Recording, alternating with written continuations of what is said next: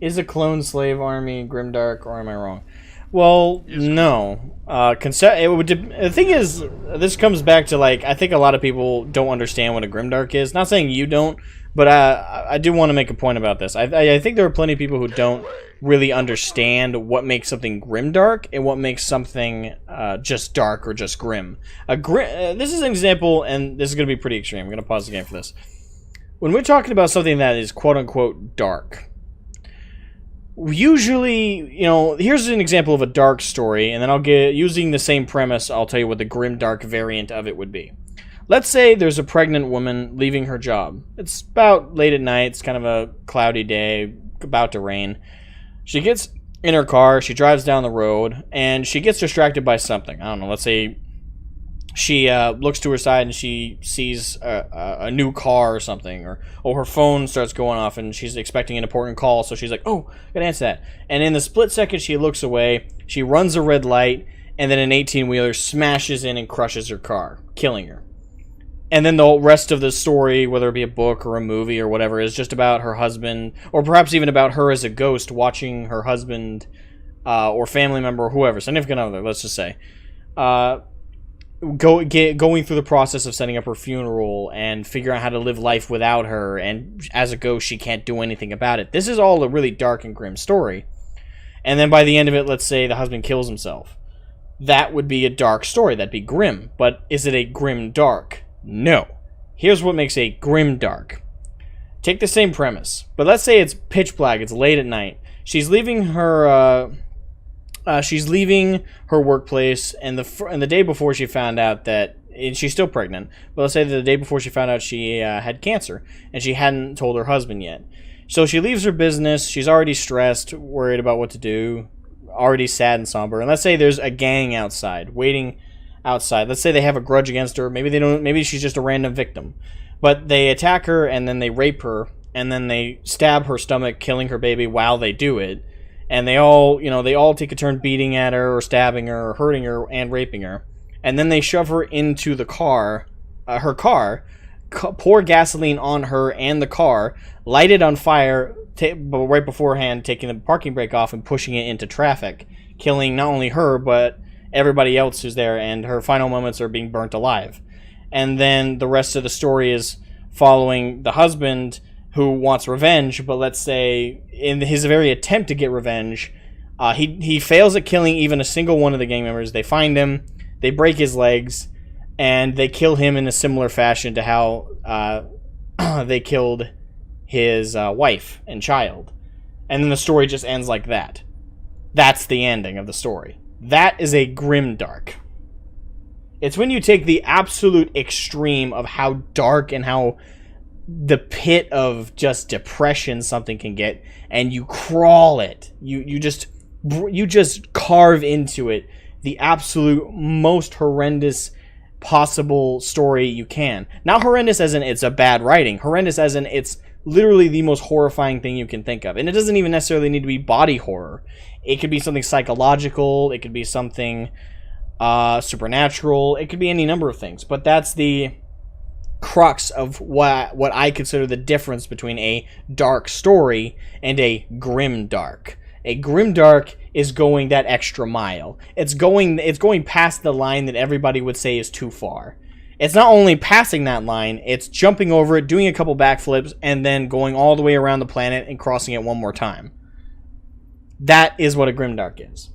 So a grimdark isn't necessarily limited to sci-fi or fantasy or even fiction. It could be non-fiction stories. There are some grimdark non-fiction stories.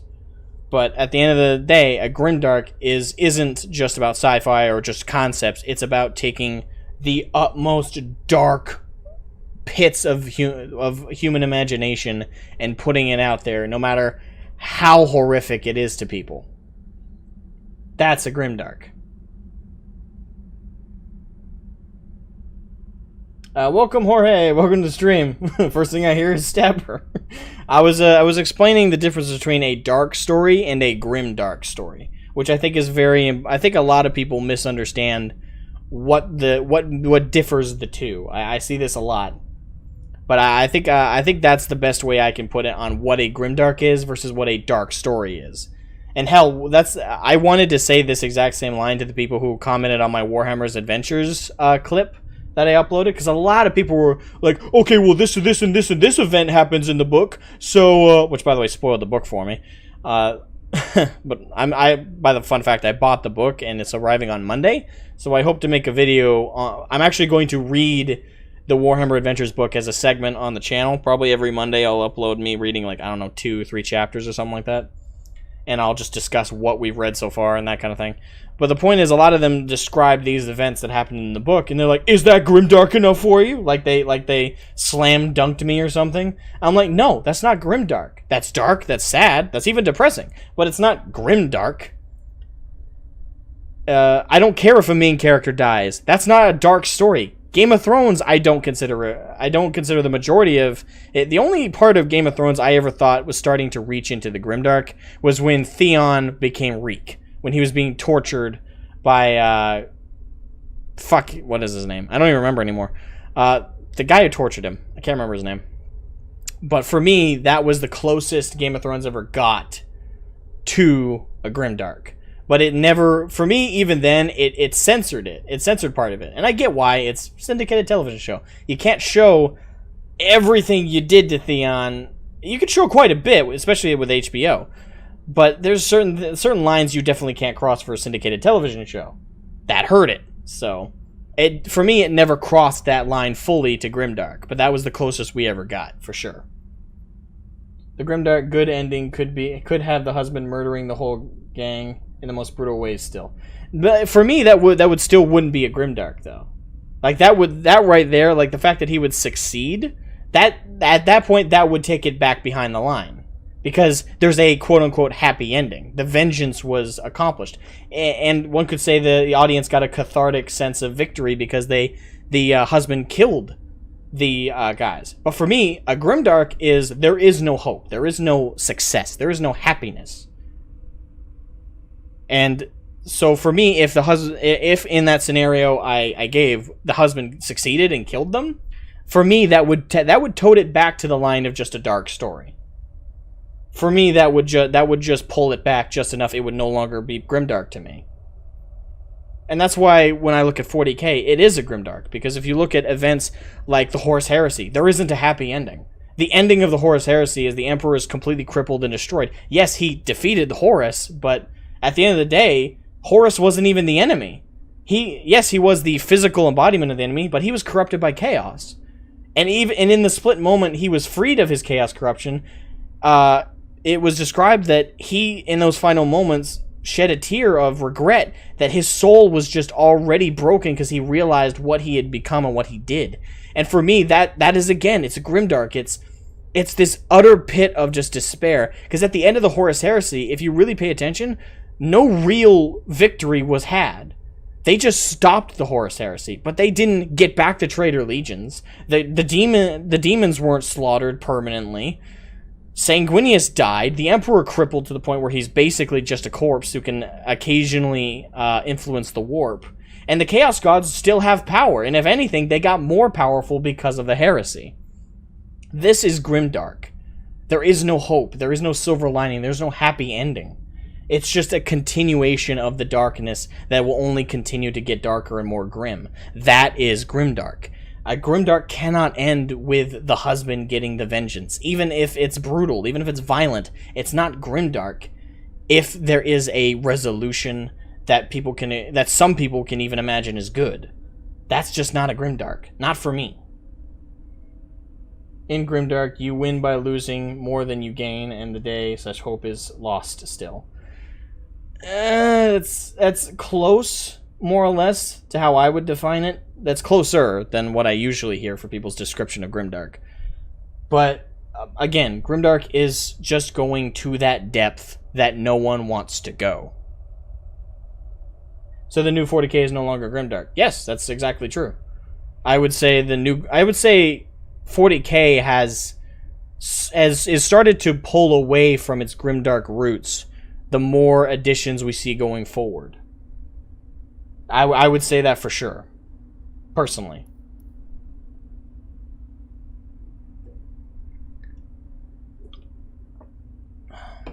Well, it doesn't matter if he'd still be a broken man. There'd still be some kind of resolution, though, Robotic Pope. Because the audience can always go, oh, well, at least he got vengeance, or at least there was some kind of justice made. A Grimdark should never leave any kind of argument on whether what happened had a positive outcome.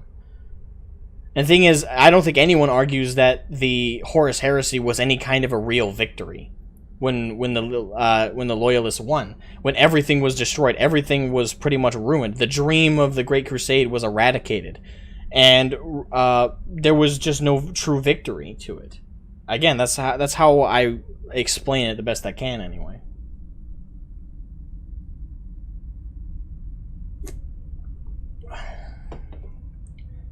I wouldn't consider Hell's Reach a pure Grimdark.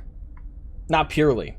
Again, that's just... For me, 40k as a whole is not 100% Grimdark all the time.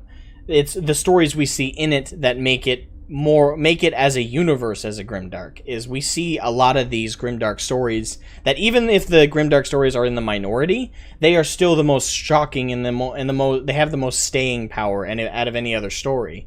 And I think that if a Grimdark is to survive like something like 40k, where it's an ongoing universe where it has to keep going, there can't be a beginning, middle, and end. There just needs to be the beginning, where we are now, and where we could be going.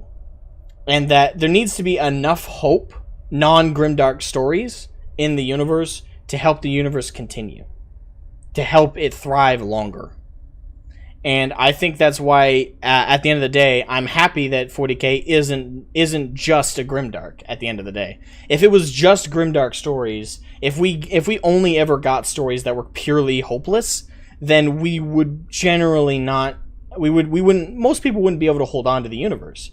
So at the end of the day, what makes 40k a Grimdark, but not every story in it is Grimdark, is the hobby as a whole is Grimdark because it's built off of Grimdark concepts and a majority of Grimdark stories. But there are enough non-Grimdark stories to keep people having a little bit of hope in the margins, but come back to it. If I'm making sense. I'm trying to be, but it's hard to put all these words together.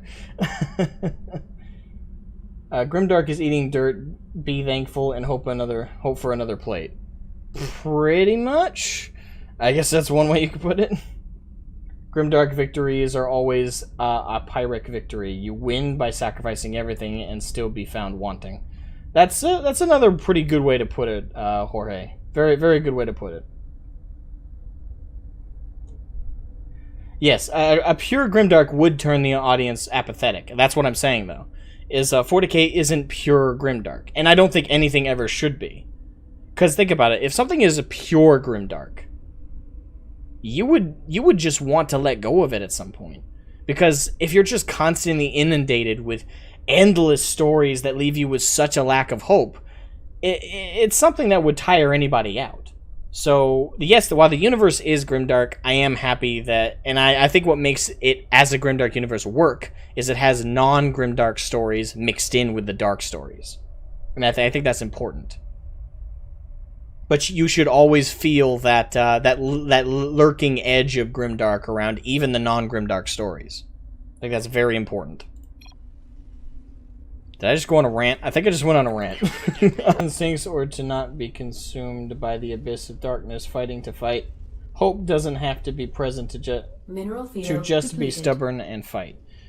True, but again, when I think of true Grimdark stories, I think of the individual stories. Like The Longest Second, as Voldemort tells it. When we talk about that particular moment, that particular end, the end of the Horus Heresy, I think that's a perfect summarization, of like what a self-contained Grimdark story is. That's a Grimdark. But you can't have, especially in a universe again that you add to over time, you can't have it pure Grimdark. People will let go. People will go, oh, well, there's no hope. Why do I bother?